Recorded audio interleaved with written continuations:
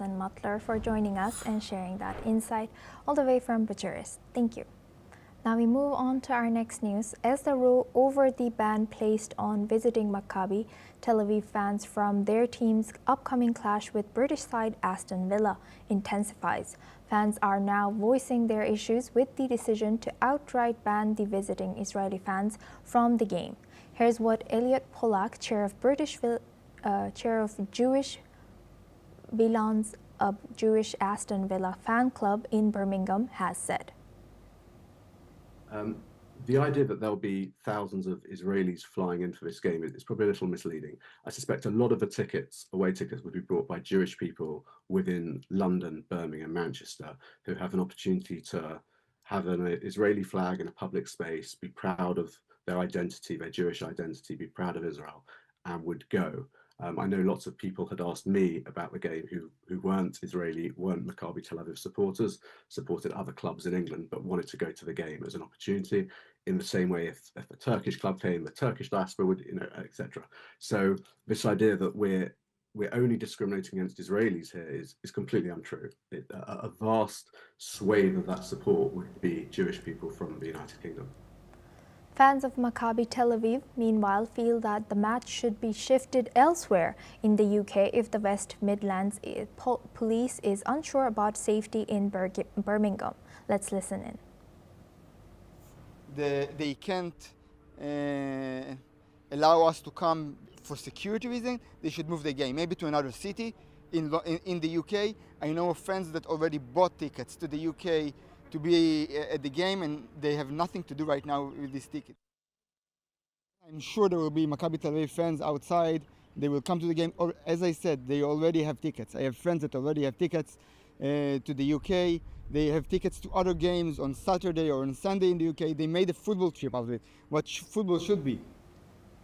The decision was taken by the Safety Advisory Group on the advice of West Midlands Police after Maccabi Tel Aviv's previous European outing against Dutch side Ajax in Amsterdam ended in riots between pro-Palestine protesters and the visiting Israeli fans. British Prime Minister Keir Starmer has called the decision the wrong one and stated that anti-Semitism will not be tolerated. The match is set to be played on the 6th of November in Birmingham as part of the Europa League. Now for this discussion, we're joined by Matti Zweig. He's a geopolitical expert, joins us live from Tel Aviv. Thank you very much, Matti, for joining us again. Good to see you. Now, looking at this, what do you think, what was the motive behind this decision announced by UK? Do you think that this was purely to safeguard the fans, Israeli fans, coming to Birmingham, or do you think this is anti-Semitic? Well, safety is very important for the police. But during the years, you have been concerns and all kinds of concerns of security in all Europe when the British hooligans go to other countries and no one banned them. I mean, they want only the violence.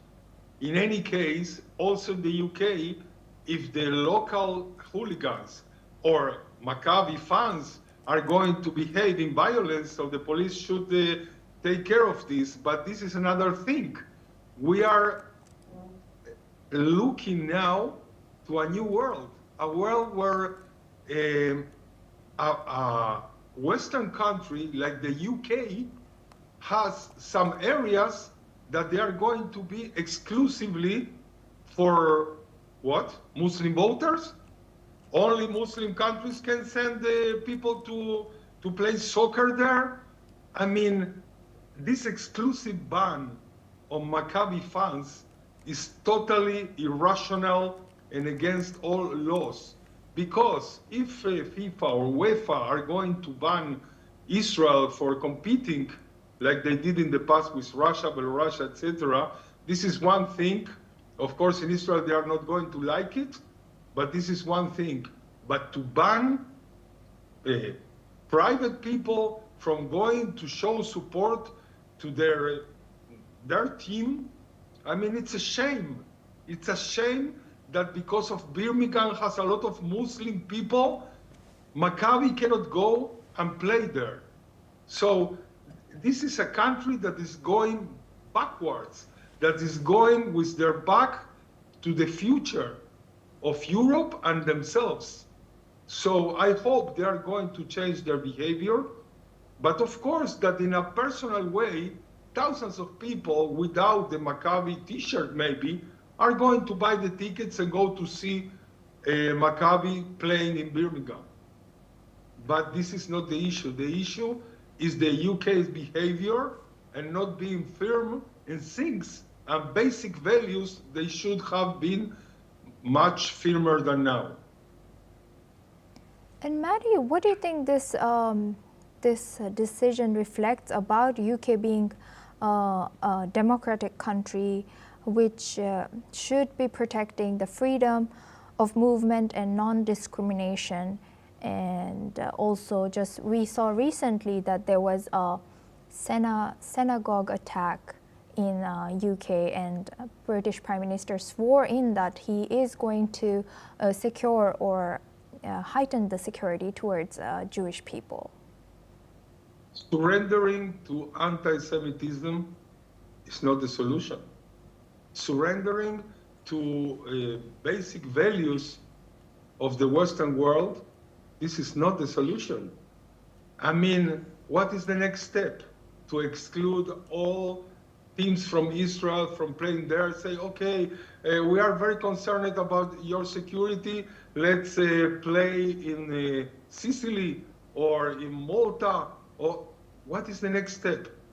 I mean, this is not going to stop until the government has a very clear stand on what is acceptable and what is of hatred or discrimination. Because today is Israel and tomorrow there are different countries. I mean, this is a slippery road.